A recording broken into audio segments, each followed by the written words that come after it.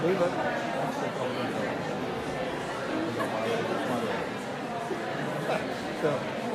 there's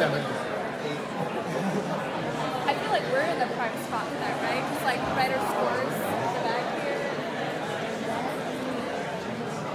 Because they got it changed all the time. Right.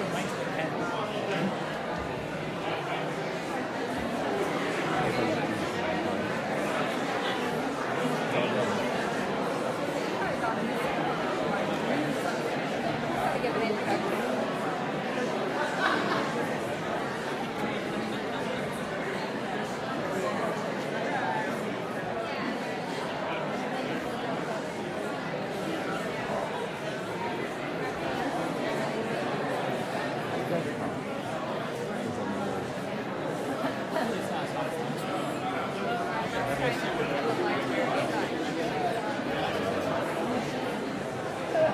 Hi everyone.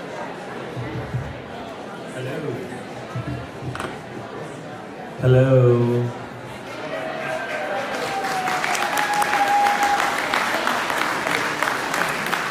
Good evening. Okay, sorry for the delay. We had some Facebook Live difficulties. My phone won't rotate, so we'll get that fixed in a second. Thanks, Bill, for holding the phone. Good evening. We want to welcome you to the Johnson County Young Democrats December meeting and Congressional Candidate Forum. My name is Brandon Woodard, and I'm the chair of the Johnson County Young Democrats. This organization started back in January over brunch. We then officially became a chapter on Thursday before Donald Trump's inauguration, which is why we had a great turnout. And we saw a need to turn a lot of our peers' post-election energy into action. And that's exactly what we've done over the past 11 and a half months.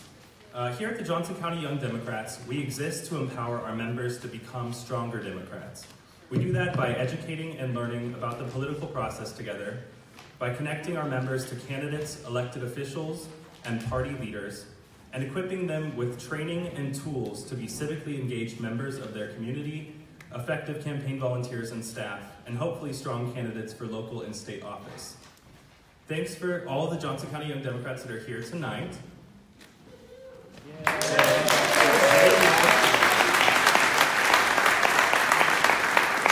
With their help, we've become the largest and most active chapter of Young Democrats in the state of Kansas.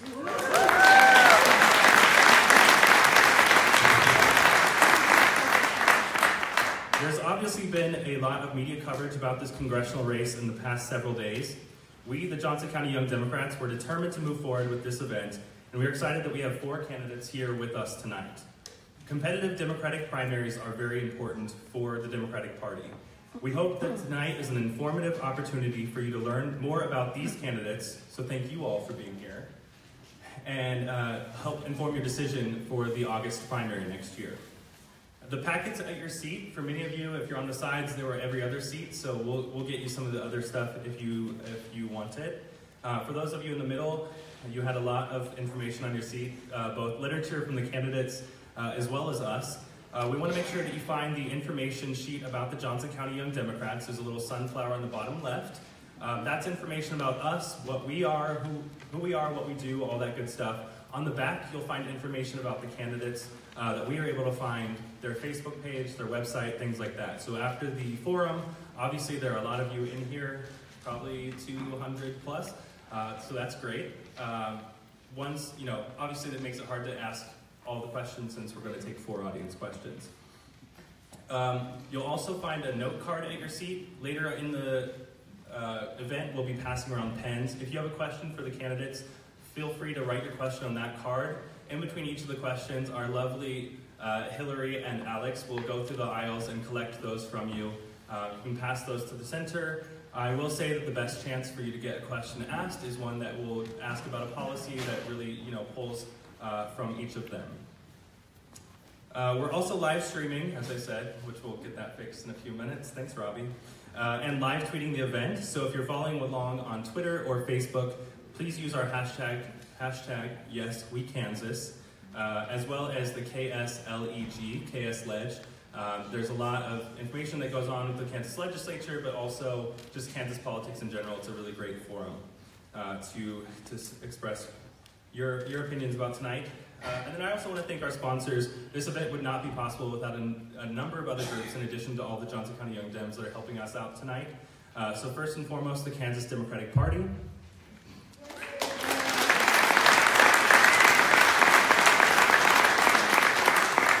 The Shawnee Mission Unitarian Universalist Church for providing the space.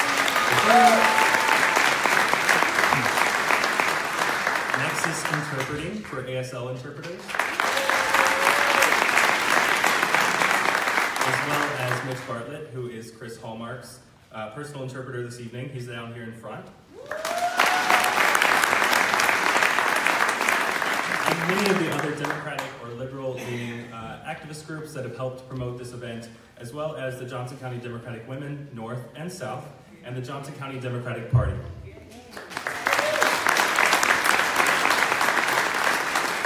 I'm almost done, so hang on. You'll also find, most importantly, donation cards under your seat. Those resources, we use those to help get candidates elected. Cole and Lindsay, our moderators, will tell you a little bit more about that later on, what we do with our money and how you can help. It also helps support events like this, and we think that obviously we're going to need money, as every candidate here is going to need, and every candidate in the room is going to need, to carry this momentum into 2018. So we'll give you some more instructions on that. Many of you that were here last month were very generous and gave us money. If you're giving cash over $10, we need to make sure we collect at least your first and last name and your zip code so we can track you down, because we have to tell Chris Kobach about this stuff. But if you write a check, you know, we'll just get it from that. And you can rate that with a few extra zeros on there. So we will go ahead and get started in a few minutes. I just wanted to say that our moderators tonight, Lindsay and Cole, are incredibly awesome. Yep.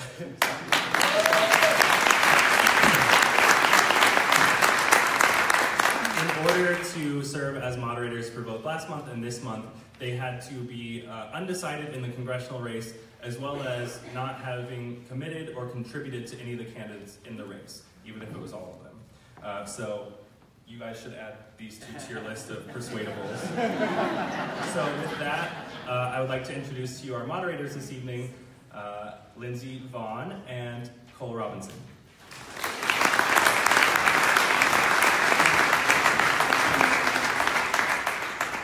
Good evening, and thank you for attending the Johnson County Young Democrats Congressional Forum. We'll quickly introduce ourselves before we get started. My name is Lindsay Vaughn. I'm a lifelong resident of Johnson County. I currently live in Mission and work as a precinct committee woman in Senate 7. And I've been involved with Young Dems since they were restarted back in January. Originally, I worked on social committee, eventually chaired the endorsement committee, which successfully endorsed 12 candidates this cycle, which was very exciting. And I was recently nominated to the position of secretary, which I am very honored to serve as.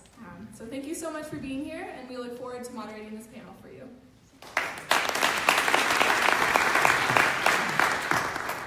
And good evening. My name is Cole Robinson. I am also a lifelong Johnson County resident. I am a member of the Johnson County Young Democrats, and I am a proud Democrat in general. I am excited for tonight for two real big reasons, aside from our congressional candidates. I think it's absolutely amazing what Brandon Woodward has done with the Johnson County Young Democrats. A year ago, like you heard, this organization did not exist, and now we are hosting in a venue we had to upgrade because the band last month was so high for the Governor Forum. It's just incredible to see how much energy there is, and with a little bit of amazing leadership from Brandon and Lauren and the rest of the team with the Young Democrats, we can put on something like this, and this is just the beginning, so it's very exciting. And if we could give Brandon some applause, that would be Thank you.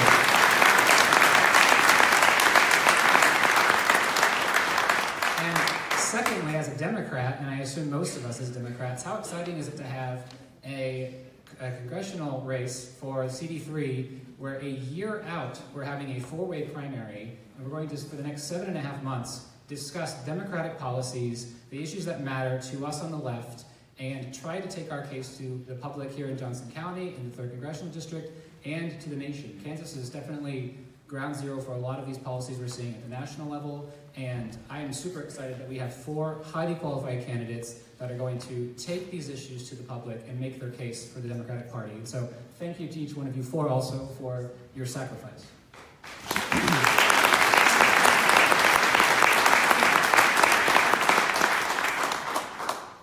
Okay, so tonight's forum will have the following format.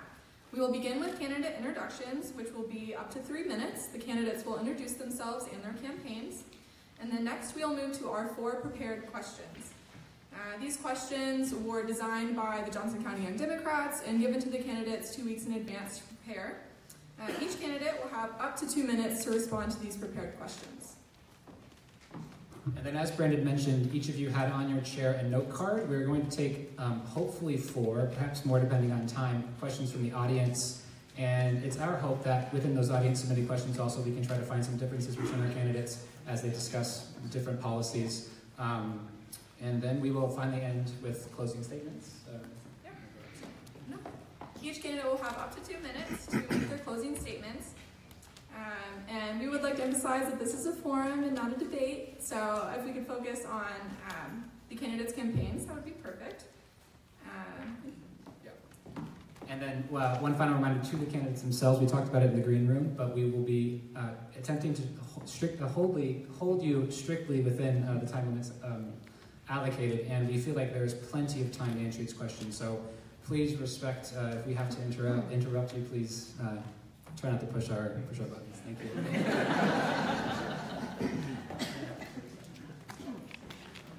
All right, great. Let's get started.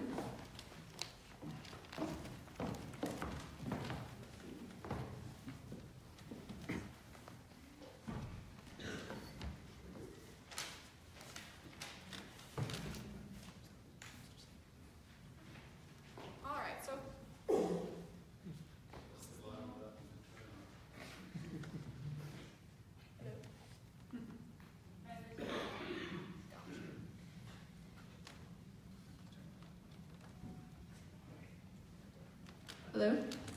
All right. Okay, so our first question will do... Oh, I'm so sorry. Okay, so first we'll do candidate introductions. And we're going to go ahead and start with Mr. Seide. Wow, good crowd. I'm kind of an accidental politician. 2016, I was just like you. I was sitting out there in the audience because I was concerned about the economy, about the way the state was being run. And I started showing up at events like this and started talking to people, and I've got a degree in economics and an MBA in finance, and I guess you could call me kind of a quant. You know, I study numbers, I look at trends, I look at other industries and states that are doing things better than we were, and try to figure out how can we make changes that are going to be helpful to improve everybody's life in Kansas. And I came to these events and I started talking to people. And I like to talk, my wife will tell you that. So I do a lot of talking, I have strong opinions, but I'm always willing to learn from somebody. I don't think I have all the answers, but I definitely have an opinion, and I'm not afraid to share them. Got a little music going here? And so I got pulled away from the meeting one night, and they pulled me into a room and said, "We'd like to have you come to a lunch on Tuesday around 1 o'clock. And I said, "What for?" And they said, "Well, we'll tell you when you get there." And being a typical person like yourselves, I thought they were hitting me up for money. And so I go, okay, I guess I can show for that. And I show up, and there's a few people from the party there. There's also some faces I didn't recognize. And they were from Washington, D.C. They were Democratic people that came to Kansas City to find a candidate. And they asked me if I'd be willing to run. And I was in shock because I never thought about being a politician. I know a lot of politicians, and I just hadn't crossed my mind for a second. And I told them I'd have to think about it. And actually, I was so flattered that they asked me to run that I decided there's no way I can turn that down. And I did my research, and like I say, I'm a quant, and I told some friends I was thinking about running, and they go, "Jay, why?" I said, "You can't win. Democrats can't win in Kansas." And I said, I know, but every once in a while somebody has to stand up. And so I decided to stand up. And I did my number crunching like I always do. And I knew that 2016 was going to be a tough road. You know, I had no name recognition, I had no money, I had no political infrastructure. All I had was a lot of heart.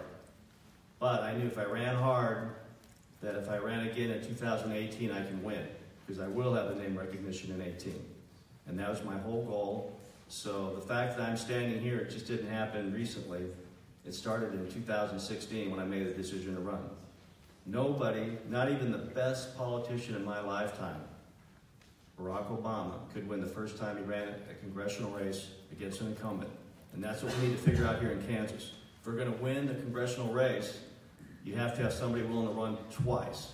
And that's never happened here since Dennis Moore stepped down in 2009. So I'm here to make it happen. I'm here to change the trend. Thank you.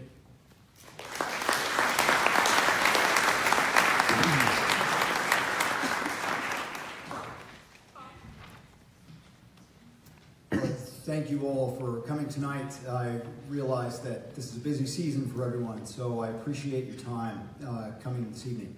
I am a teacher by profession, and I've been a teacher for the last 26 years. I first started as a teacher in Wichita, where I grew up, and about 17 years ago, my wife and I moved here to Kansas City, and that's where I continued my teaching career. Now, as a teacher, I have taught in a wide variety of settings. I have worked with at-risk students, I've worked with honor students, I've taught in public schools, private schools, colleges, and high schools. And over the course of my 26 years in the classroom, I have seen just about everything you can possibly see in a classroom. I have had students that have successfully navigated their coursework, they've graduated.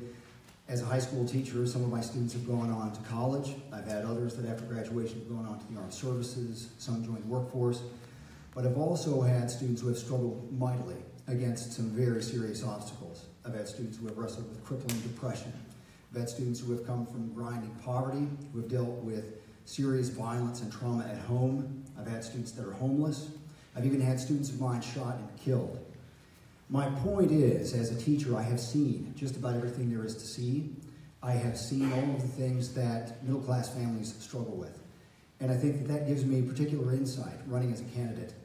And over the last several years, I've become increasingly concerned that we have elected officials who have largely forgotten what it's like for so many of our working families. And it was that reason that made me decide to become a candidate. Now, as a candidate, I think that there are several things that I bring to the table. And one is that I've spent 26 years as a teacher, and I know what it's like for a lot of the people on the ground level. I know the effect of legislation and policy and what it does to families. Now, I also bring to the table a shared experience. I am a member of the middle class. I know what it's like to live paycheck to paycheck. When my wife and I first started having a family, we made that fateful decision that the cost of childcare is prohibitively expensive. In fact, it matched my wife's salary, who was also a school teacher. And at that point, we made the decision that she would stay at home and look after the kids, but that meant I would have to work 3 jobs in order for us to make our mortgage payment. So I taught school till 3 o'clock. I moved furniture for several hours and then taught night classes at Johnson County Community College. And that's just what we had to do in order to make sure that we made ends meet. Now, I also know what it's like to wrestle with those crushing healthcare costs. We faced a period where healthcare premiums matched our mortgage payment, and it was a financially unsustainable situation for us. We were looking at certain bankruptcy. So again, I know what it's like. I have that shared experience with so many working families. Now, the other thing I bring to the table is a deep knowledge of American history. I have taught this subject for 26 years. I have a PhD in the subject. So when it comes time to talk about governmental policy and roles of government, I am not interested in big government or small government. I want good government that is responsive to the needs of the people. That's why I run.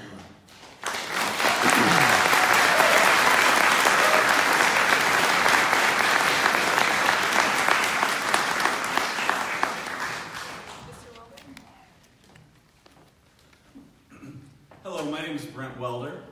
First of all, I just want to thank, again, the Young Democrats. I've spent a lot of time with them through this campaign. Their energy, their professionalism, and their ability to organize for what's so important here, which is fighting for regular people and a big part of that is beating Kevin Yoder. So thank you so much for everything that you're doing with the Young Democrats.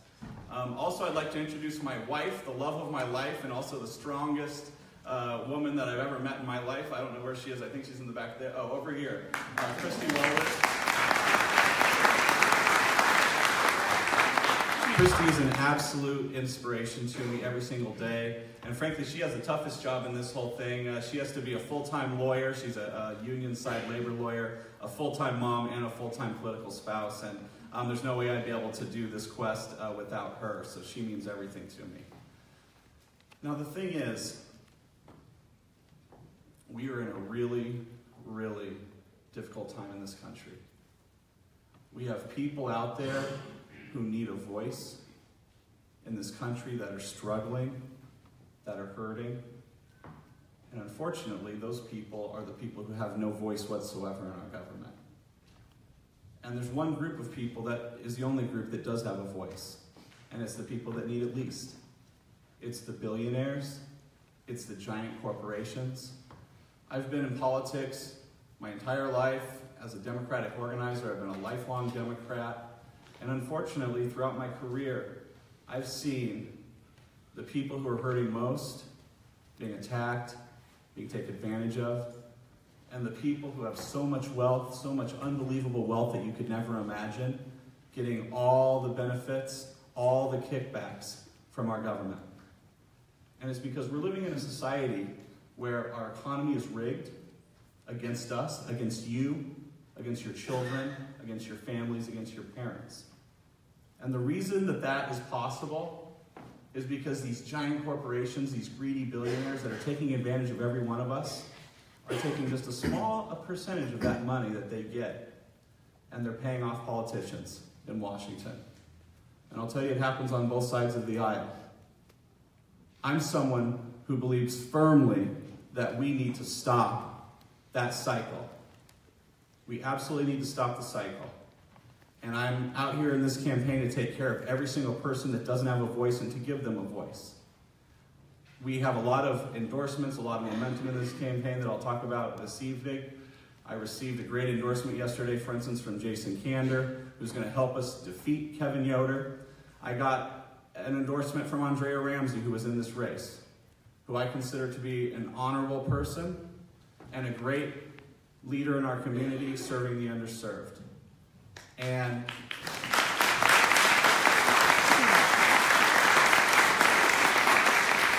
I thank her for her support in this campaign, and together, all of us, it can be done. I've been a grassroots organizer throughout my life. I'm so inspired by our campaign that we have here, and together, we are going to be able to win, defeat Kevin Yoder, and finally stand up for all those people out there that need us most.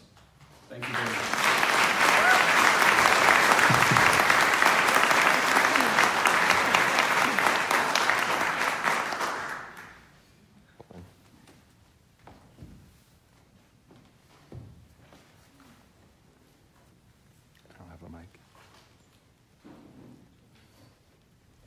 Mr. Hallmark?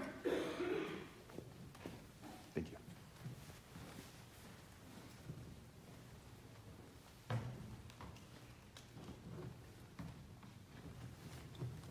Hello. Now I got two mics. We're good.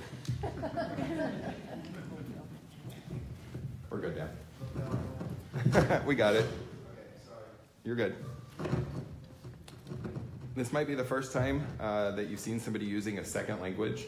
And the number one reason is I'm a disabled person here in America. I want to thank Brandon Woodard for providing the interpreters for this, giving access and accessibility so that everybody can be involved in the democratic process here. That's a very rare moment in deaf history for the deaf community to actually be involved in this process and to learn about the candidates. I don't think this might be. Thank you. How do I turn this one on? I just turn it off. We're good. Thank you. Sorry about that. Sorry for the technical difficulties that hearing people typically have.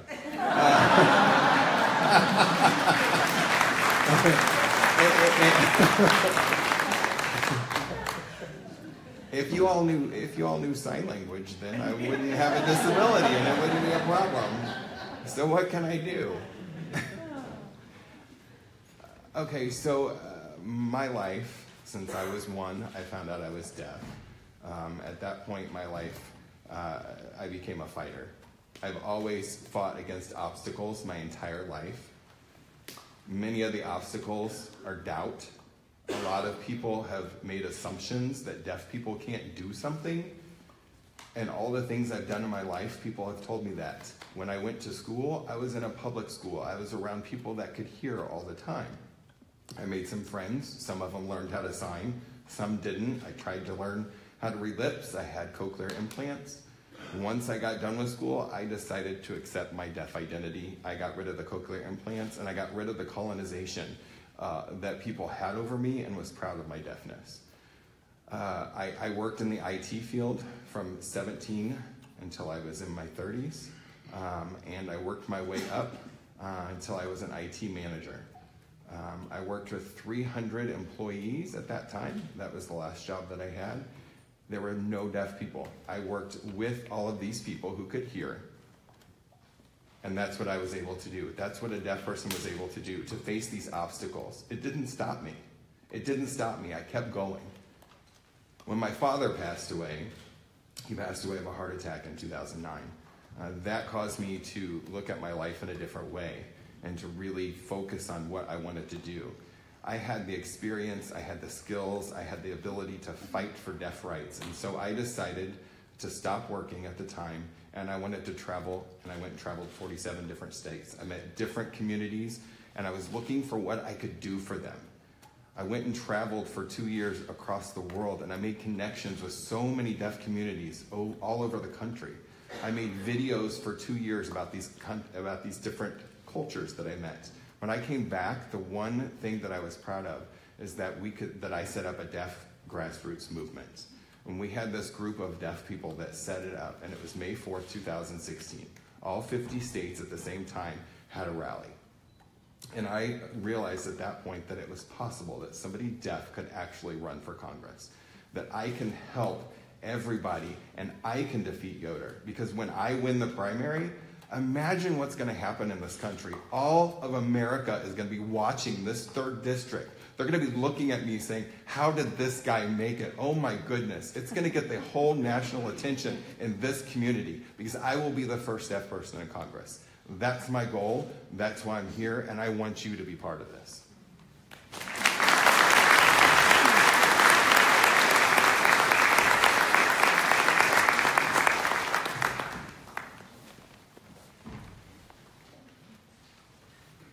All right, so we will go ahead and move on to our first prepared question.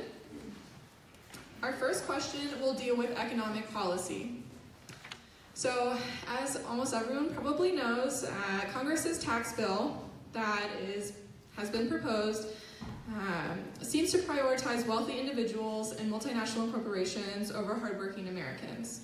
CBO projections suggest that most Americans, especially families making under $40,000 a year, will actually be worse off. If elected, how will you ensure that all of your constituents receive the support and services that they need? And we'll go ahead and start with Mr. Newman. Sorry. I don't think that there is anything that is anything salvageable from this tax bill that we are dealing with. I think that it's something we need to fight against as strongly and as powerfully as we possibly can. But I also think that it is imperative that we give people something to work toward. So toward that goal, what I suggest that we need to do is develop an economic plan that is well suited for the 21st century. So for us, what I would like to see us do is that we begin offering incentives for renewable energy. And here in Kansas, that has particular meaning because the state of Kansas ranks number 2 in the country for wind power potential. And if we can develop that wind power potential, that means we have got thousands of new jobs here in Kansas. And it also means that we've got the opportunity here in the 3rd District to turn the 3rd District into a hub for renewable energy production. Because we can also We can also manufacture the component parts that are necessary for all of those wind turbines, and for the infrastructure necessary to bring that energy from wind farms to the metropolitan areas. And one of the things that I think we need to recognize is that Kansas City, the 3rd District in particular, sits at the crossroads between Kansas, Nebraska, and Iowa, all three of which have begun the processes of developing wind power technology. And if we can begin the advanced manufacturing necessary for those component parts, we create jobs here in the 3rd District. The other thing that we need to do is we need to support public education, especially equitable public education. And by this,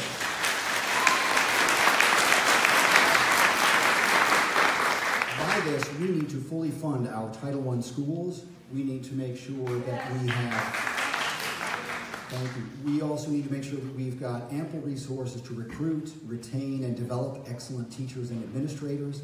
And we also need to make sure that we are developing a pathway for free college tuition. And there is something that I want to make sure that all of us understand. Very often people will say free college tuition, how is that financially possible? If we were to offer free 2-year college degrees, that would cost the United States $135 billion over 10 years.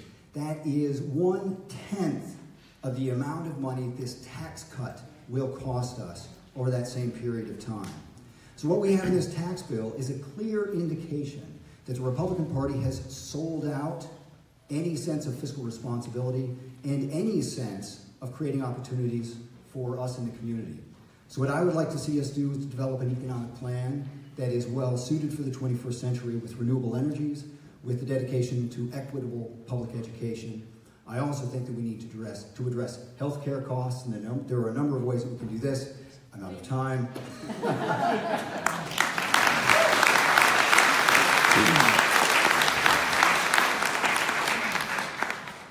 Before Mr. Welder gets started, we would ask that you please hold your applause until the end of a candidate's position. Thank you.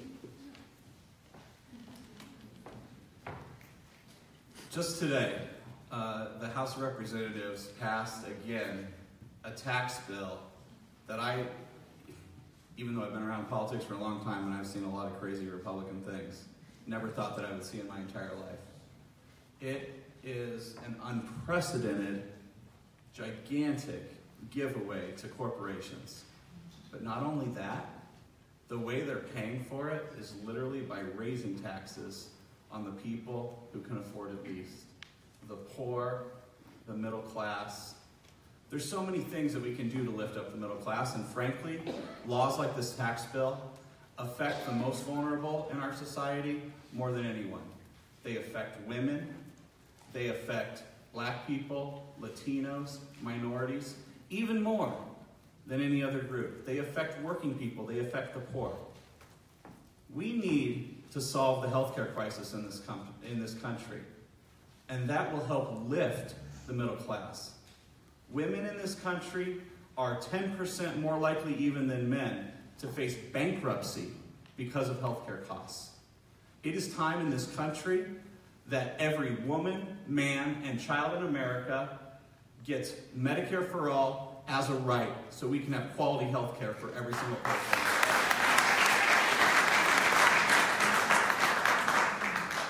Also, we need to raise wages in this country. We need to raise the minimum wage to $15 an hour. 1/3 of the female workforce in this country will benefit from raising the minimum wage to $15 an hour. It will reduce the deficit, and it will lift wages and raise wages for every single person in this country, no matter their income level. We need to ensure that unions, the strongest line of defense of our working people, are strong, that they have the right to organize, and they have the right to protect American workers the way that they always have throughout the history of our great country. The Republicans are robbing you, your family, your children, just so they can give it to their big donors. We need someone to go to Washington with this message that's going to fight for you, that's going to stand up to these giant corporations the way that I do every single day as a labor lawyer representing working people against the largest, most greedy companies in the country. And united, together, we're going to do it. Thank you.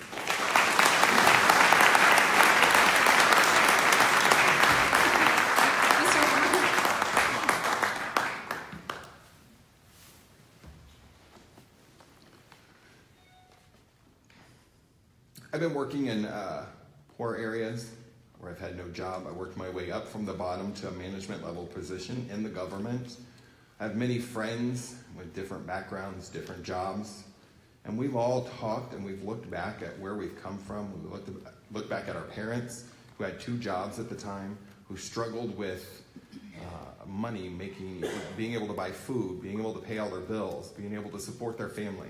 And it was tough back 20, 30 years ago. Today it's even worse. I'm worried about my 2 kids, whether they're going to finish high school. There's not a living wage once you finish high school. They need to keep living with their parents just to be able to make it. I'm sure many of you might agree with that. What I'm really concerned about is education as well. We don't have enough educational options for people who are poor, for people who have a struggling family or struggling to make it by, to be able to pay and afford education. I believe we should have a free tuition. We need to provide them an education to be able to get into the workforce. 70% of the disabled groups don't have jobs. Why is this? Because there are greedy corporations out there who are controlling who has access to these jobs. This tax bill I see as a huge ripoff.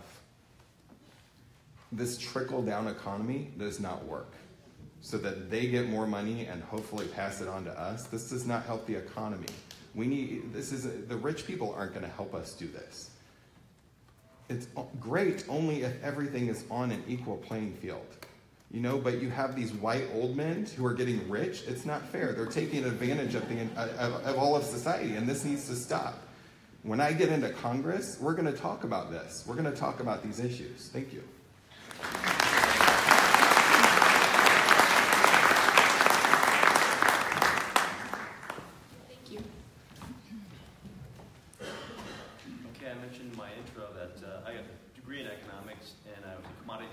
For one of the biggest commodity trading companies in the world. So I've been in the belly of the beast.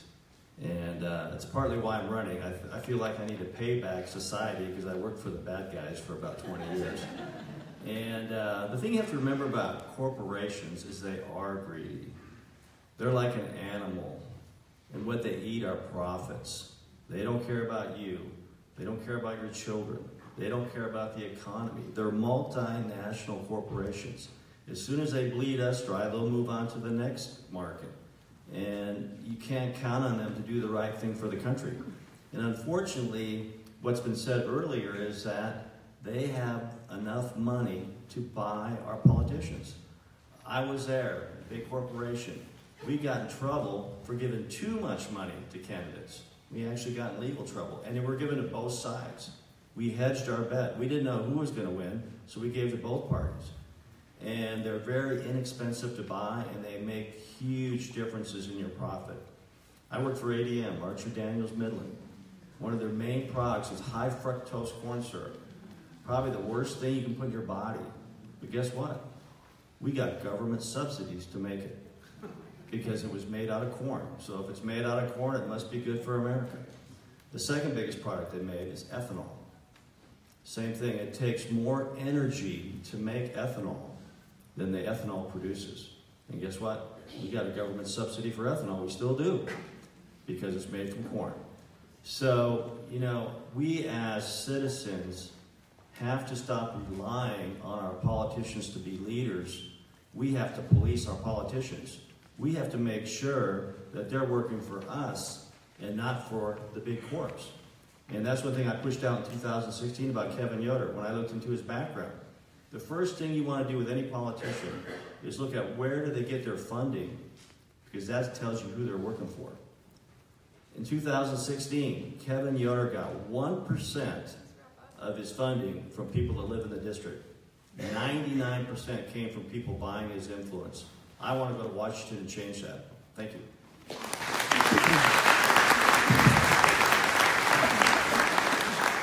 All right, candidates, thank you very much for your answers to that first question.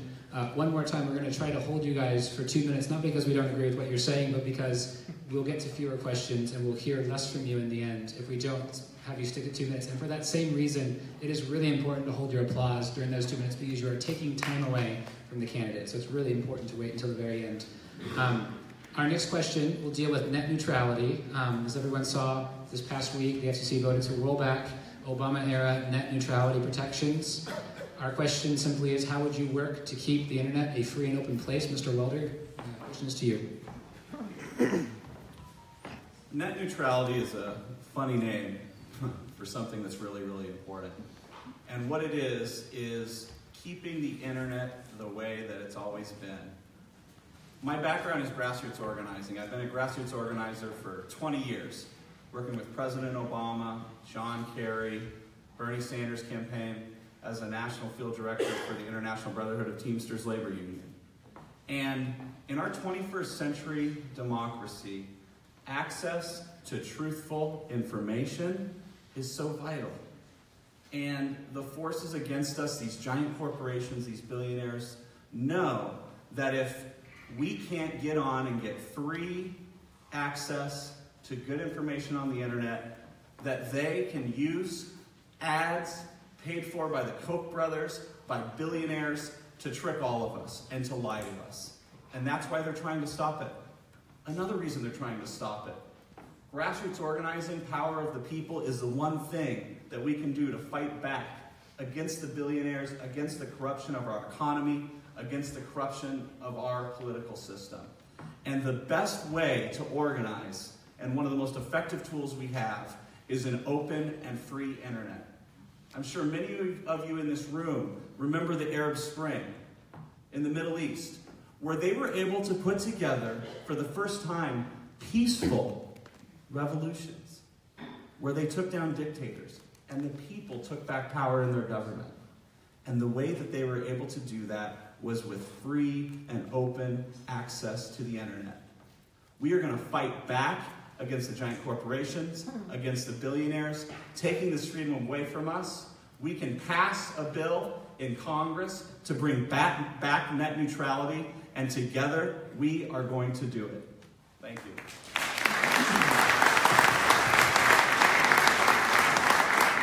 Thank you, Mr. Hallmark.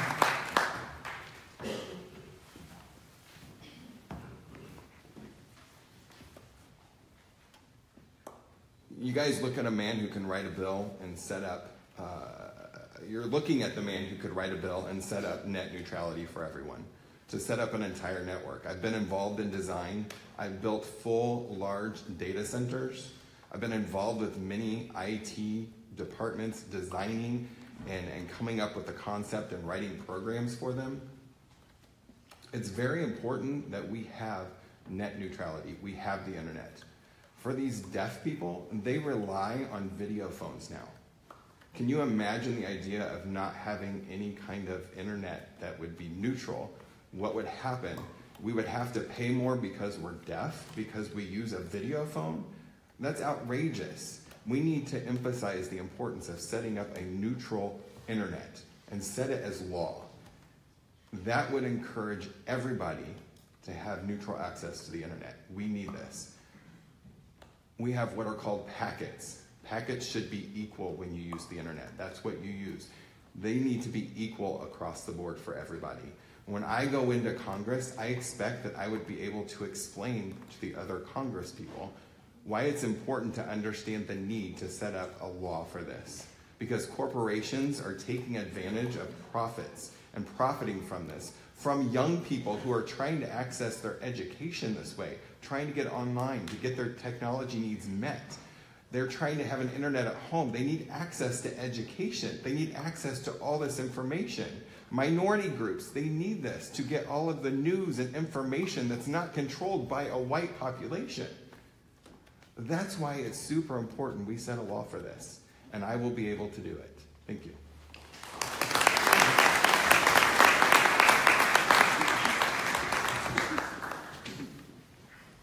No matter what the issue is, it always boils down to the same thing. It's all about corporate profits. You look at the quality of life of the middle class back in the 40s, 50s, and 60s, and into the mid-70s, on a straight-up trajectory. I mean, everybody's quality of life went up. I grew up in the perfect time to be a middle-class American. My family were working people. We had a nice home, we had 2 cars, we took vacations, we had health care. My parents could put me through college. I got out of college, a wonderful working environment. And I have 2 young children in public schools. And when I jumped in the race, I was worried that they weren't going to have that kind of environment. And if you look at a chart that shows the quality of life of the average American citizen, when it peaked in 1978, it started going down. Guess what turned up? Corporate profits. And so that's what's been going on. This hasn't been a thing that's happened overnight. And like I say, they've become experts at buying our politicians. So even though 80% of the people in the country want net neutrality, it's probably not going to happen because we've elected the wrong people. And so that's how we fix all these problems. We can have events like this where we get mad and we kind of preach to the choir. And I get in trouble sometimes because I go to events like this and people come here and then that's all they do. Or they go home and they talk to their friends about it. What we need to do as a party is go out there and convince the people that are voting for these Republicans why they shouldn't. And when I started raising money back in 2016, I started calling Republicans that maxed out to Kevin Yoder. And my campaign thought I was nuts. They go, Jay, why are you calling those people? They're obviously not going to give you money. And I said, well, look, give me 50 names. Let me try. And I found out that these Republicans are only this deep into their party. If you tell them what's really going on and explain it to them in a way that's understandable and makes sense to them, they will switch. I have these discussions all the time. I went to a group of women, the Junior League of Johnson County, Wyandotte County. Oops, am I done? Okay, thank you guys.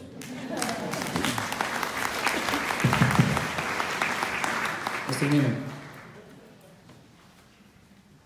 We need to make sure that the internet is treated as a public utility.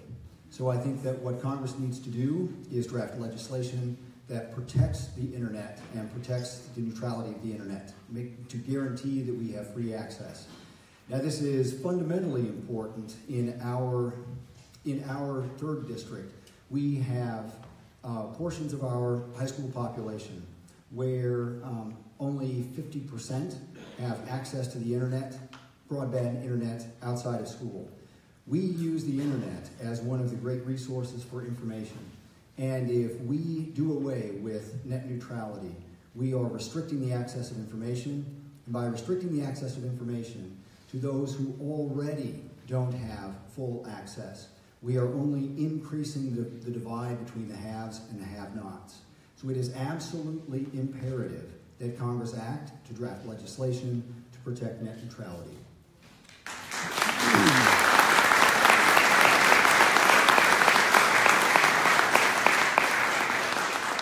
Thank you, candidates, for your response to that question. Our next question will focus on sexual harassment and assault. Many political candidates and elected officials have been recently accused of sexual harassment or assault. How would you work to ensure that members of the United States Congress are held to the highest standard of conduct? Would you support something like the Me Too Congress bill, which would overhaul the current lackluster policies to combat and report complaints of sexual harassment on Capitol Hill? And we'll start with Mr. Welder, please. Oh, I'm sorry, Mr. Hallmark.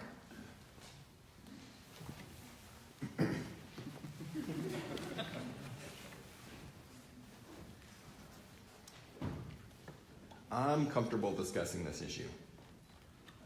Being deaf, I know it's necessary for the people who aren't deaf to be able to discuss things that go on with a deaf person. I've been oppressed, I've been marginalized, I've been discriminated against, just like a lot of the females have. I've unpacked a lot of my provision and my privilege, and so I welcome this discussion. I'm an open book when it comes to it. When I go into Congress, I want women as part of my team. I want their abilities, and I want them to communicate with me their needs to help me make changes to make sure this is equal. Secondly, I want to set up a safe environment for everyone, for all women, to be able to work in my office. I refuse any visitors to come in who have any kind of past any kind of history. That's the policy I want to set. And it's the same for the deaf group as well. I feel comfortable with those people, and I want people to accept and feel comfortable around deaf people.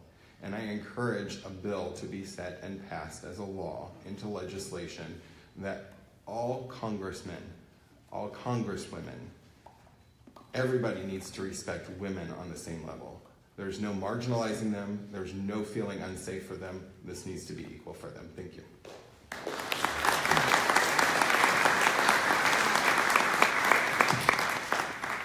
Thank you. Mr. Saidi?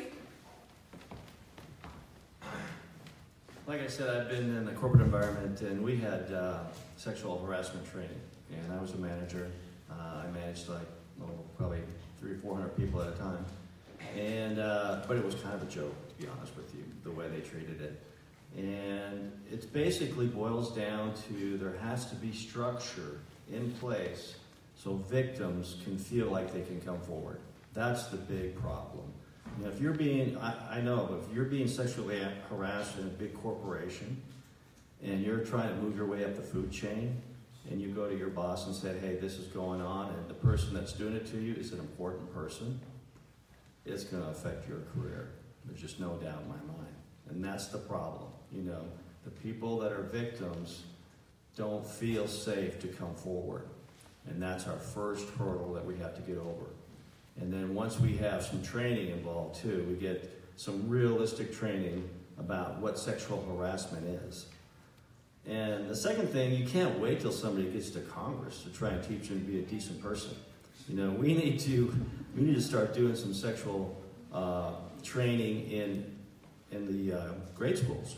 You know, you got to teach kids how to treat other kids. You know, it's something that really isn't done, I don't think. You know, and I think so. I think it's a long-standing problem. There's some things that have to change first, and everybody can have good intentions, but if people don't feel safe coming forward, and that's why we've had this avalanche of people coming forward. Somebody did it, and it paved the way for people to have the confidence to come out. And so this is the best thing that could have ever happened. I know some people are tired of it. I know when Ramsey got in trouble, there's some Facebook talk about, you know, this enough's enough. But, you know, it's the best thing that could have happened for the working woman. Thank you.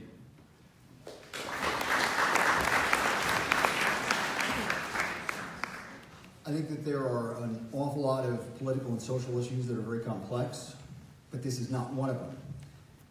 This is behavior that is reprehensible, that has to stop. In Congress, I would absolutely support the Me Too Congress legislation to ensure that this behavior ends. We need to make sure that everyone in Congress, everyone in public service, is held to the highest possible standard of behavior. And that's what I would work to do as your congressman.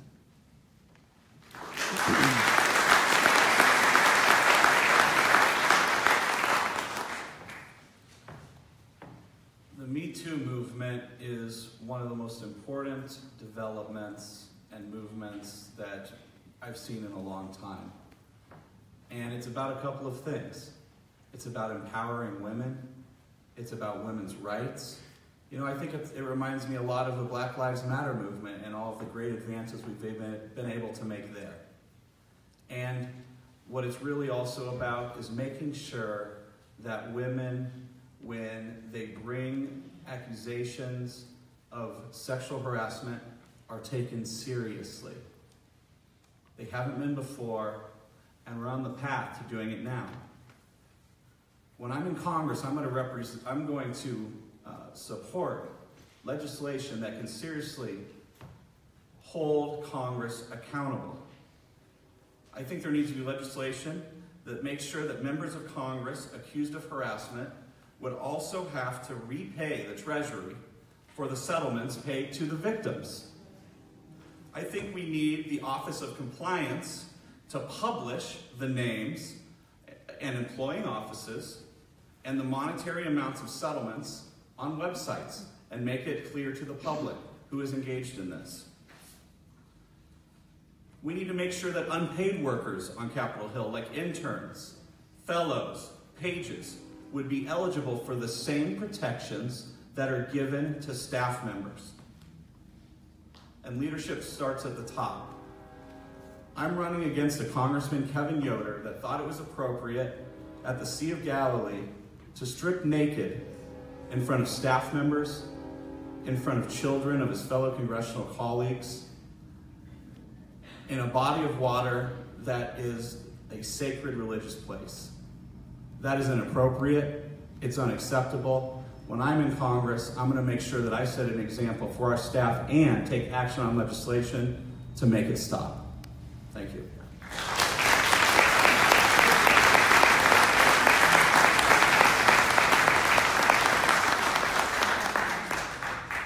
Thank you.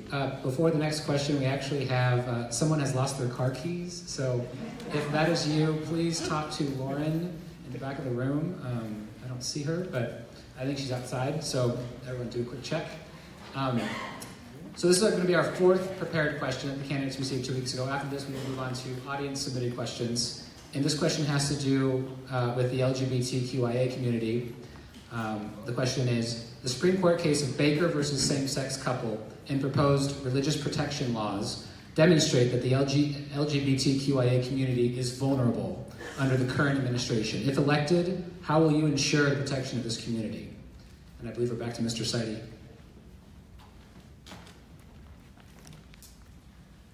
It's kind of interesting that the Republican Party is very concerned about freedoms, like carrying a gun into an event like this. But when it comes to freedom of who you should love, they don't think you should have that freedom. And I would go to Congress to make sure that all Americans, my grandfather fought in World War I, my dad fought in World War II. Now I was pretty lucky, I was kind of born when there wasn't much going on, so I haven't had to go out and serve my country in a way that shows the patriotism they have. But I think this is why I'm running. I want to do what's right for the American people, to keep us a free society where we can live lives without discrimination, because these liberty laws, or whatever they want to call them, the religious groups, it's really just a form of discrimination. It has no place in America, and I want to go to Congress to make sure that everybody has the same rights. Thank you.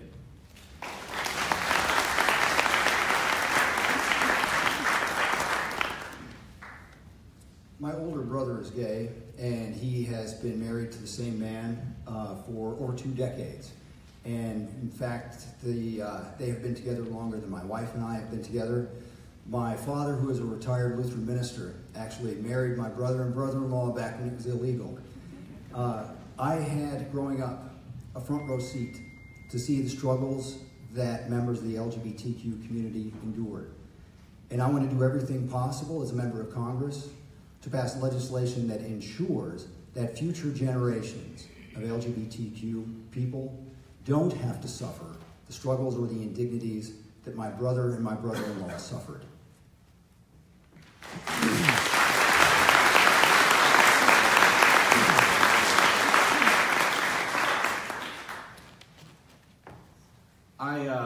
Back in 2006, several years ago, had the pleasure of working as a grassroots organizer and helping elect Patrick Murphy, a young, because of his dedication to the rights of LGBTQIA members of our community. And he, when in Congress, led the fight and got the Don't Ask, Don't Tell bill overturned. He is an inspiration to me, and he is helping me with my campaign. Now, our brothers in the lesbian, gay, bisexual, transsexual, queer, intersex, and asexual community to this day are discriminated against on a daily basis in life and in the workplace. Kevin Yoder, on the other hand, voted to spend millions of dollars on taxpayer money for a horrible discriminatory bill called the Defense of Marriage Act.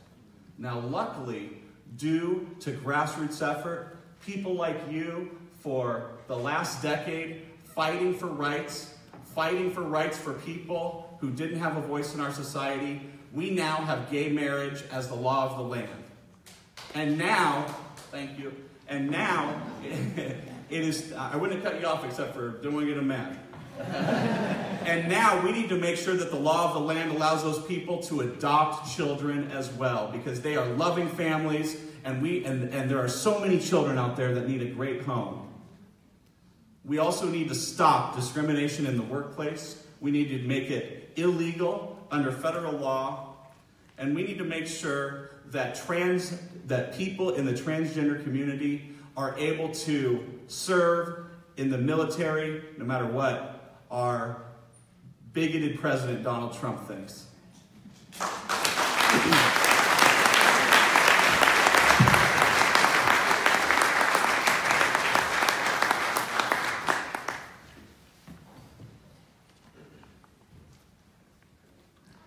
The deaf community went through a lot of oppression for the past 100 years. We were denied marriage to other deaf people as well. We experienced being killed because we were deaf. I recognize that the LGBTQI community, we actually have a sign for that, and it's a sign like this because of a rainbow. When I go into Congress, I want to encourage legislation to prevent things happening to these communities. It's sad that it's still happening today. It happened a long time ago to the deaf communities. There's still violence going on. There's still hate crimes against these communities.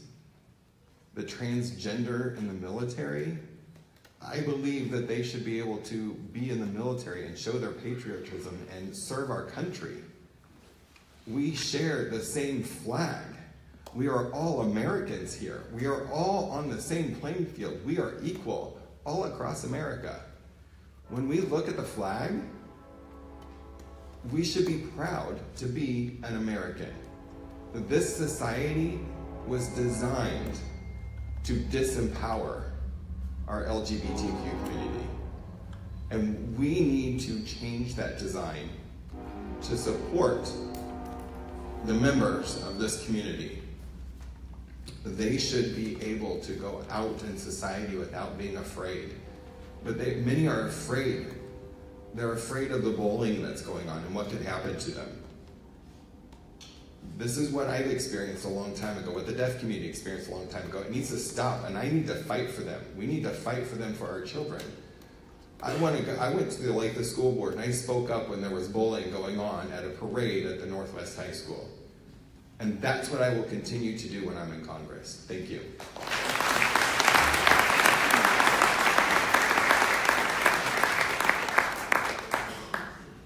Thank you, candidates, for your thoughtful responses. Coming up, we'll be moving to our audience questions, and those questions will also be 2 minutes each. Cole is going to say a few things before we get started, and so I'll hand it back to him. Thanks. Out of respect for time, we are kind of coming up against it. About 15 minutes left. We have three now audience submitted questions. I'm not sure if we'll be able to get to all three. Once again, I want to thank our candidates for having come out today. They have done a fantastic job so far, and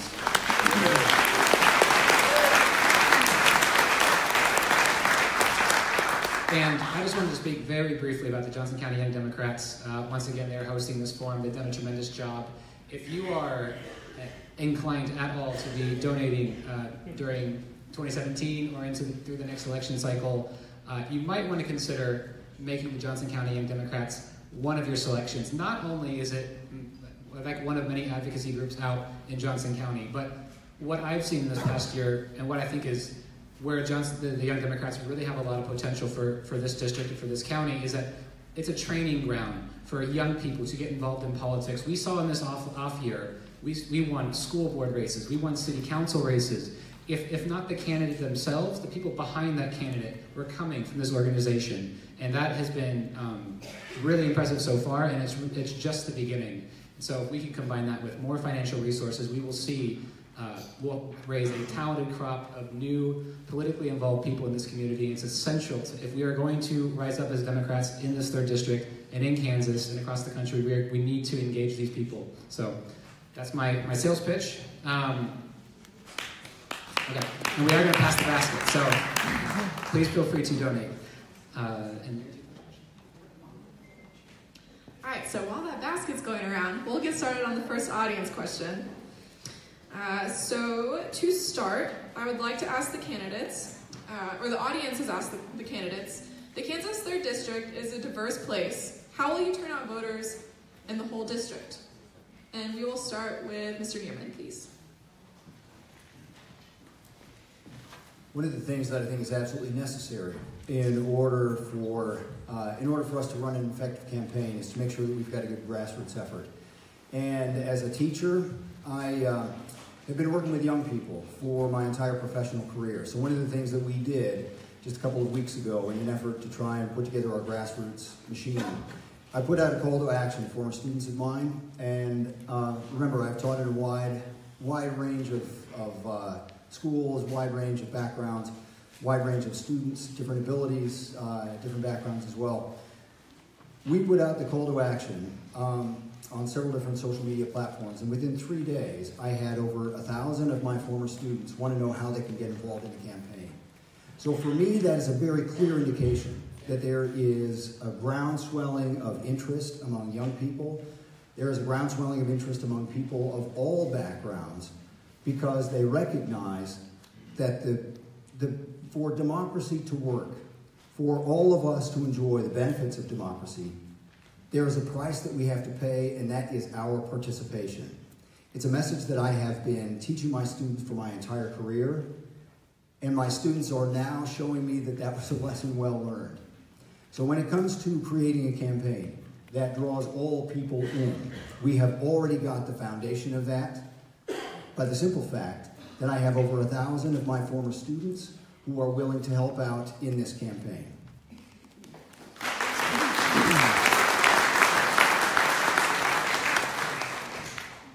This is my favorite question so far. I met my wife many years ago up in Iowa when she was a grassroots organizer for Howard Dean's campaign, and I was a grassroots organizer for John Kerry's campaign. And we are the biggest believers of anyone I know out there, other than Michael Dukakis, actually, who I worked with in Massachusetts for a while, in the strength of a grassroots movement, the strength of bringing a message to the people that inspires them to get involved, to go door to door, and a message that when they go to those people is going to sound like something different than what they've heard from every politician over the years that's caused them to not be involved. The Republicans are very good at turning out their base, ladies and gentlemen. And you know how they do it? They take the craziest right-wing positions they can possibly think of, but they back it up and they stand strong. And too often, Democrats are not willing to do that. We don't have Democrats that are willing to stand up about the things that we believe in that will help people, that will help every single person out in our community, that will help you, that will help your family, and make a bold case for it, articulate that vision to the voters, and go out there door to door. My wife was the Latino outreach director in this congressional district back when Kathleen Sebelius and Dennis Moore were elected. And how did they drive up Latino turnout? A lot of it in Wyandotte County. They did a grassroots campaign. They went door to door to every door. They registered voters. They got people signed up for an early vote, to vote by mail. This is the kind of campaign we're running. We're building a huge grassroots campaign. We're recruiting precinct captains, ward captains, volunteers in every precinct in this district right now. And we're going door to door, and we're taking the message to the voters about what Kevin Yoder is doing, about what Donald Trump is doing. We're taking it directly to them. We're organizing. A lot of my volunteers and precinct captains are in this room right now, and I hope you'll join us, because this is exactly how we're going to drive up voter turnout, win this district, and do it the right way. The power of the people instead of the power of millions of dollars from the Koch brothers. Thank you.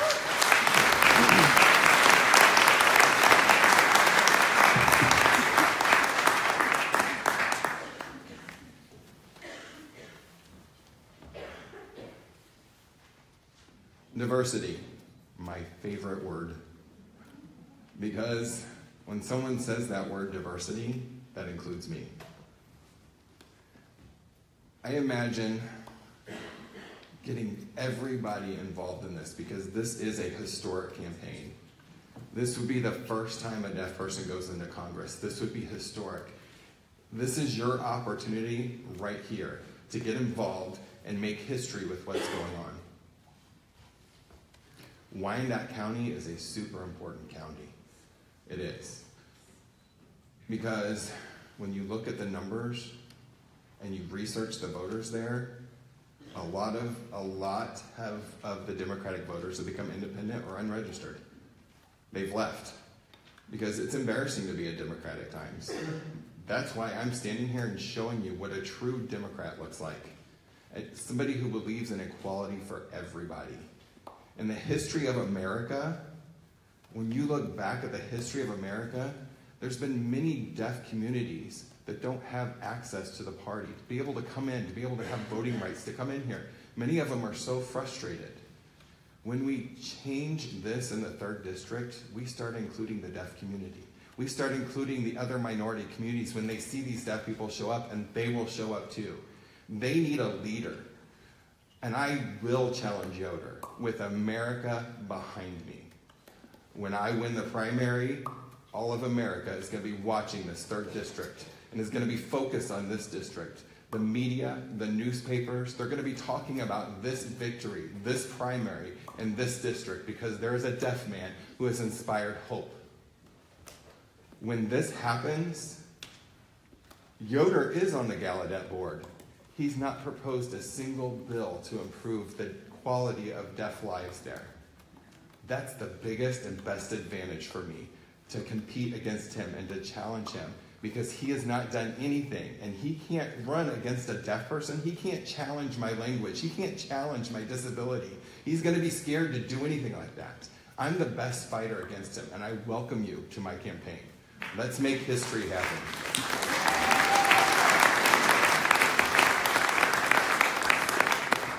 Mr. Seide? Okay, when you say winning the 3rd District, you're talking about the people that didn't vote. It's the young people and the minorities. And I've done a lot of interviewing and research, and the thing it's the same problem I've been talking about all night. Young people don't have belief that the system's got integrity. So they go, Washington's crooked. It's all just a bunch of people being bought off by big corporations and big donors. Why should I waste my time voting? Same thing with minorities. I went to Wyandotte County 2016. It said, if you guys vote, people care about you. I tell people, the reason I'm running, I called my mother in 2016 and I said, hey Mom, guess what? She goes, what? She thought it was some bad news. I go, I'm running for Congress. And she goes, why? And I go, well, I know there's not a lot of personal benefit, especially when I had a small chance of winning. But you know what? Nothing good happens without politics. A lot of people, young people and minorities, look at politics in a very negative way. But all the perks that we had as a society that came from the 30s, 40s, and 50s was all due to politics. I mean, there were still big corporations back then. There were still a lot of people pulling strings in Washington. But because we had strong democratic political leaders, things like education for everybody, infrastructure spending. We talked about the economy. Every dollar we spend on infrastructure spending here in Kansas creates $5 of revenue. So not only does it make the state better, it's an economically smart investment. Same thing with education. Every dollar we invest in education in Kansas creates $4 of economic benefit. So me being the economic business guy, that's what I want to push out there. And a lot of the social issues don't happen if we don't have any money. We're the Kansas experiment. We saw where they cut taxes. Now, Trump wants to do the same thing. He wants to do a tax cut that's going to cost us $2.4 billion. Well, guess what's going to happen? All our social programs are going to go away. And so you have to protect the economy if you want to protect all our social programs. And remember, we have to teach people that politics can be good if we vote for the right people. Thank you.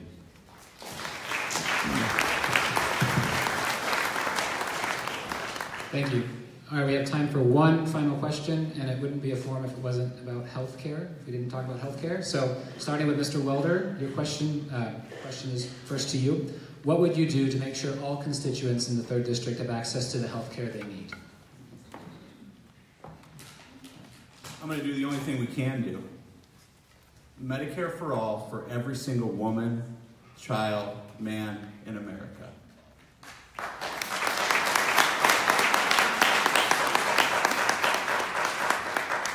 We have a healthcare crisis, and we live in the most wealthy country in the history of the world. I have two of, in my opinion, the most beautiful little daughters that I have ever laid my eyes upon. And there's a picture actually on my literature that you guys have there, so you can make that decision yourself. There are children, little tiny precious children their age all across this country that if they get sick, if they get injured, if they get diseased, they aren't allowed to go to the doctor in this country. And the reason for that is because instead of following the lead of every industrialized country in our entire world, America, the wealthiest country, turns its back on our citizens. It's not because the people in this room don't want to take care of these children. It's not because the people in this room don't want to take care of our brothers, our sisters, our neighbors, our mothers, our children. It's because our elected leaders would rather give a gigantic, unprecedented tax cut instead of making sure that sweet, vulnerable, innocent children and hardworking people can get the health care they deserve. I am not going to stand for it. I'm not going to stand for it. I'm going to go to Washington, and I'm going to talk to the Republicans and the Democrats that don't necessarily support this, and I'm going to stand up for that right. But you know what? We can accomplish this. 2/3 of the Democrats in the House of Representatives have co-sponsored a bill for Medicare for all. I am going to go there. I'm going to join those Democrats. Together, we're going to hit the streets. We're going to win this election. We're going to beat the Republicans. If we can beat them in Alabama, we can beat them here. And together, we are going to accomplish health care for every single person. Thank you.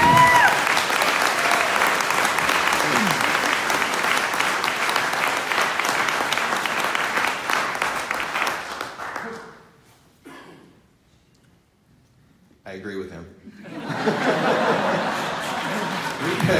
But I want to also include people with disabilities.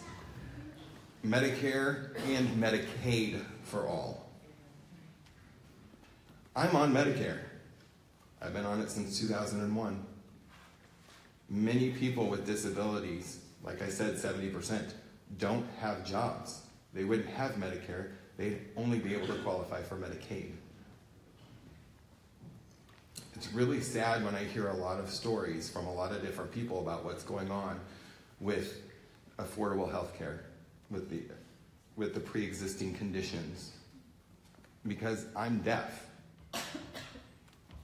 I was shocked to find out that deafness is on that list. So many of the deaf communities here and the disabled groups have been upset. And they've gone to Washington, D.C. and protested over and over and over. And they're trying to protest what we have now. They've been fighting and working hard for this. Why is that necessary? They deserve a right to have health care. Many people who work struggle just to pay for these high, expensive insurances. They have to pay so much for that they can't afford to do anything else. They can't have a nice car or a nice house or anything. When Medicare and Medicaid for all kicks in, those insurance companies, those people who have gotten rich off of these insurance companies, are not going to have that anymore. Medication will be less expensive. We will have more control over our health care for our people and be able to cover our people. We need to stop this from people from dying. We need to provide support for the people who are struggling for their lives. Thank you.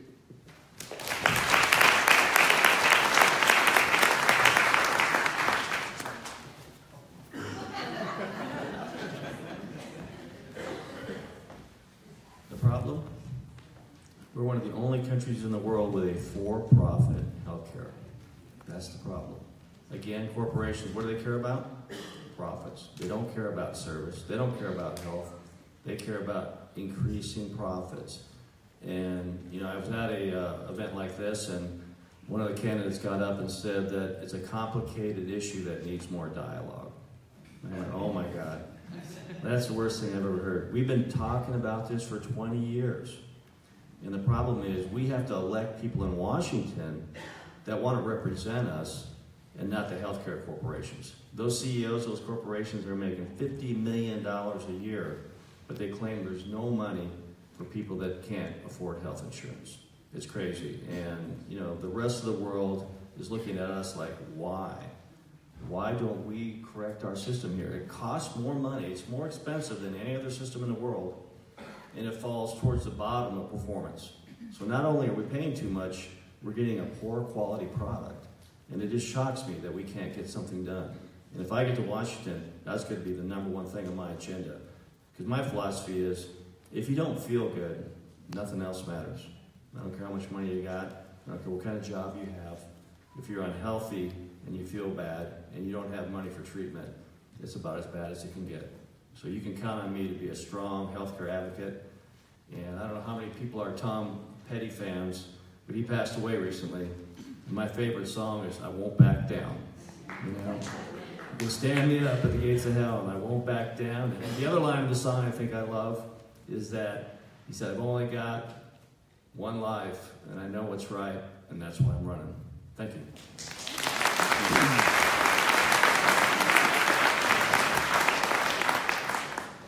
I am well aware of the crisis that we face with the healthcare issue, because in my own family, we faced almost certain bankruptcy as a consequence of incredibly high premiums. There are people who need healthcare now, and what I think we need to do is take immediate measures that will help make healthcare affordable. So there are a couple of things that we can do. The first is to reinstate cost-sharing reductions that have been terminated under this current administration. There is already a bipartisan effort with the Alexander Murray bill to try and reinstate those cost-sharing reductions.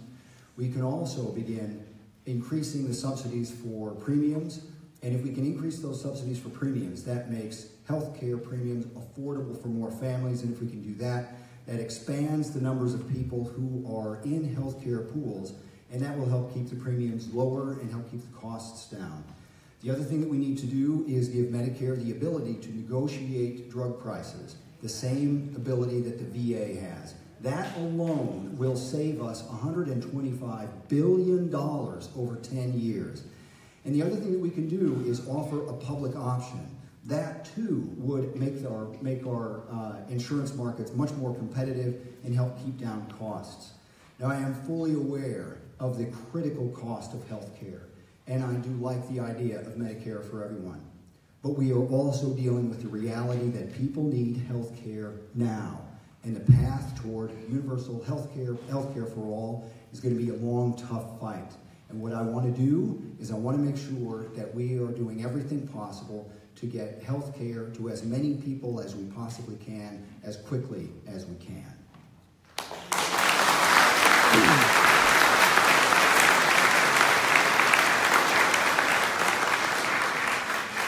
Thank you all for your thoughtful responses. We are getting close to the end of our forum, so we will go ahead and move to our closing statements. Each of you will have up to 2 minutes to provide closing remarks, and we will go ahead and get started with, I believe it was Mr. Hallmark.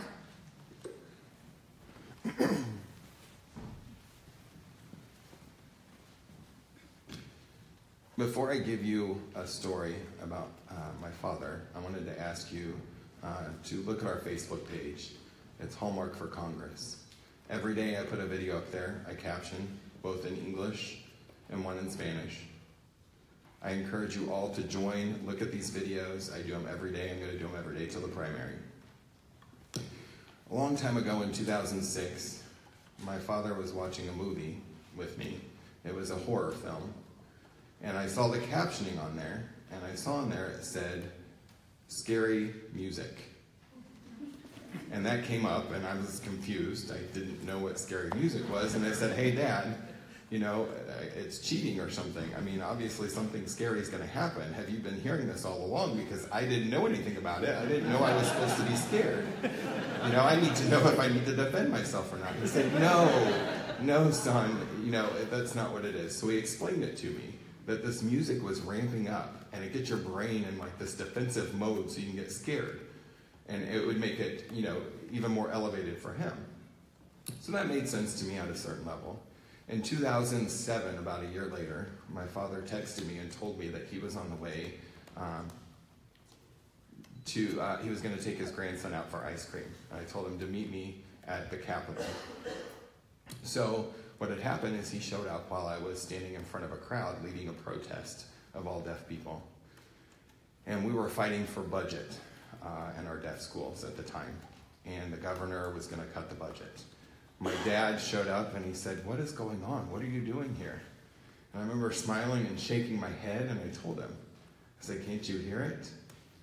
That's my fight music. Can you hear it?" Thank you.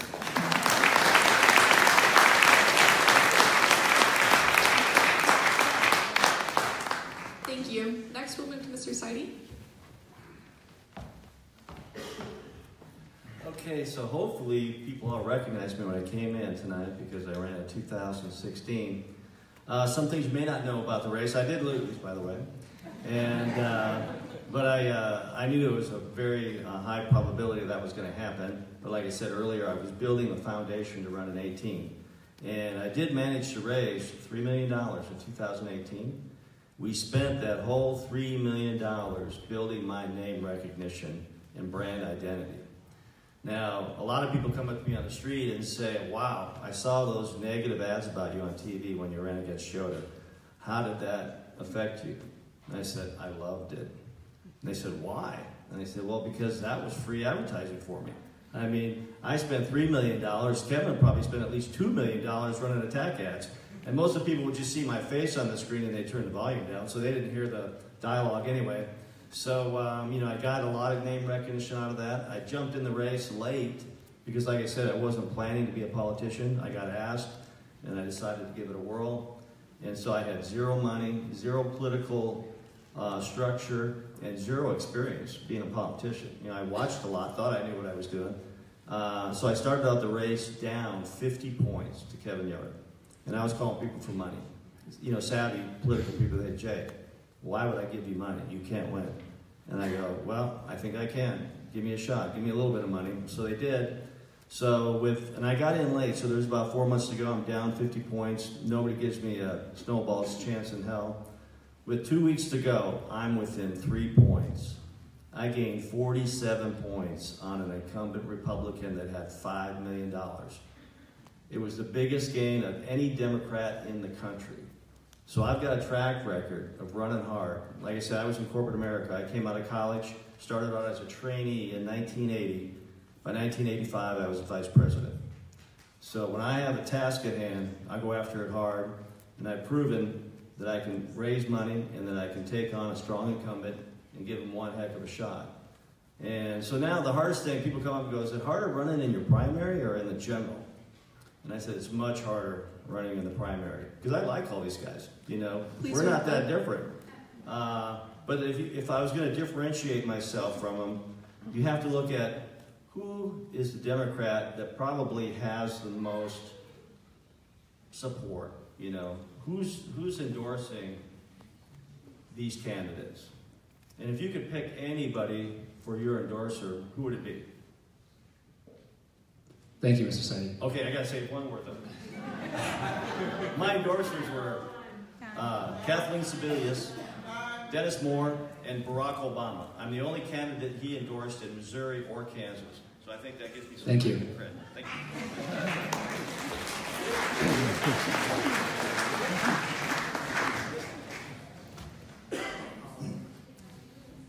I think the current class of professional politicians who currently occupy D.C. have entirely forgotten the ideal of the citizen legislator that the founders had envisioned when they started the United States. I am a member of the middle class. I am a teacher. I have spent my entire professional career working in the communities, serving the people that I live with. I know what it's like for the struggle of middle-class families.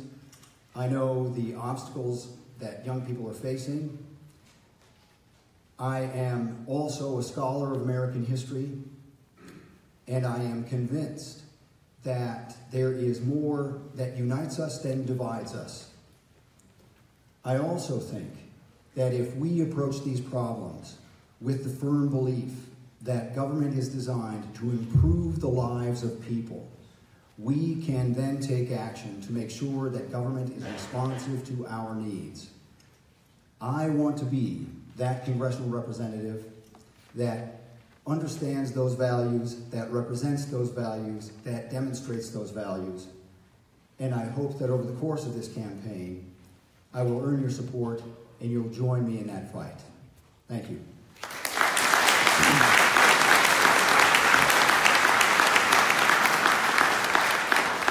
This is an amazing room that we're in here today.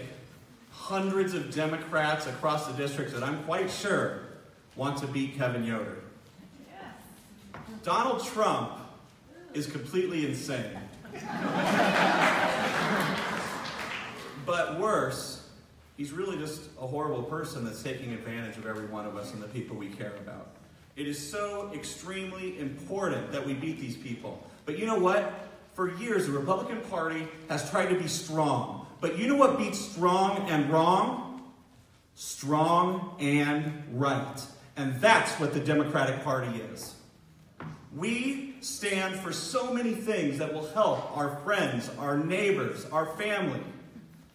We need Medicare for all for every single man, woman, and child in America. We need to raise the minimum wage to $15 an hour. We need debt-free education from pre-K all the way through college. We need to stand strong for women's rights. We need to stand strong for racial justice.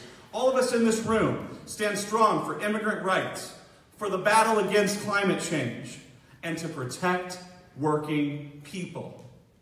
Now, I am thrilled and honored to have in my campaign several endorsements from national groups, local groups, labor unions, Our Revolution Kansas City, one of the best activist groups in the area, Dr. Cornell West, a civil rights leader, Jason Kander and Andrea Ramsey, Justice Democrats, a national organization dedicated to fighting back against big money in politics, and current and former members of Congress who are going to come here, along with these labor union groups, along with these grassroots groups, and they're going to come out here and they're going to help us to defeat Kevin Yoder. But you know what the most important endorsement anybody can get? It's you. It's everyone in this room.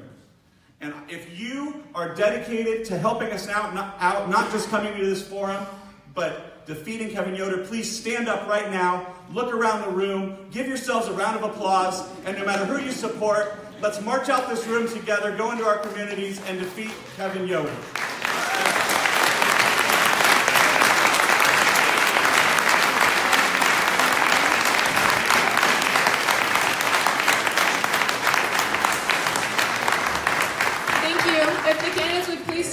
Let's give all of them one more round of applause for all of their thoughtful answers.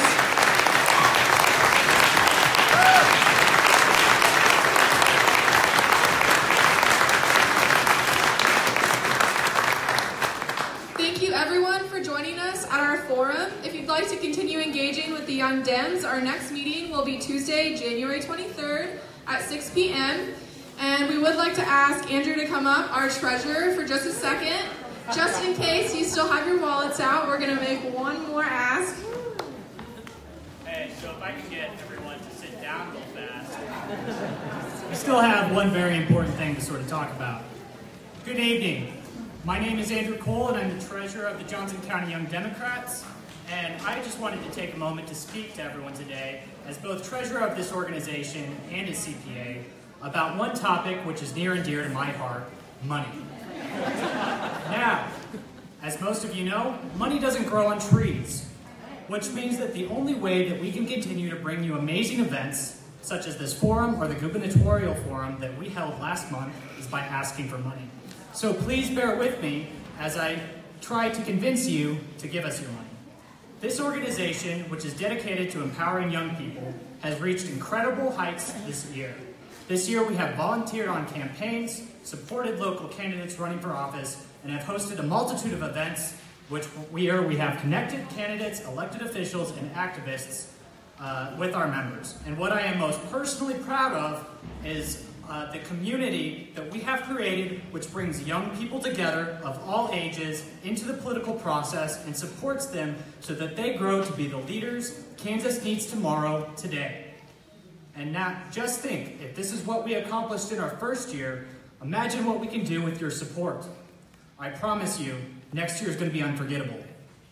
Now, while I have you thinking about donating to this great cause, I would like to draw everyone's attention to the envelope that hopefully they have already turned in. Please feel free to give us cash, checks, credit cards, but the biggest and most important thing you can do is when you're writing your pledge card and if you're giving cash, thank you by the way for giving cash, make sure you put your name down. We're not trying to steal your information. It's a requirement from the state of Kansas, and as a CPA, I'm a little bit particular about our records, so please help me from pulling out my hair and write down your names on it. Now, we stand here at the forefront of our political movement. It will be from Kansas that we lead the country out of darkness and into the light. Our moment is now. The nation is watching. The question they were going to ask is, what will we do? Will we rise above our own self-imposed limitations to new heights we scarcely imagined, or will we stand on the sidelines, afraid to speak, and allow the future to be dictated to us? Let me tell you what we are going to say. Yes, we Kansas. Now,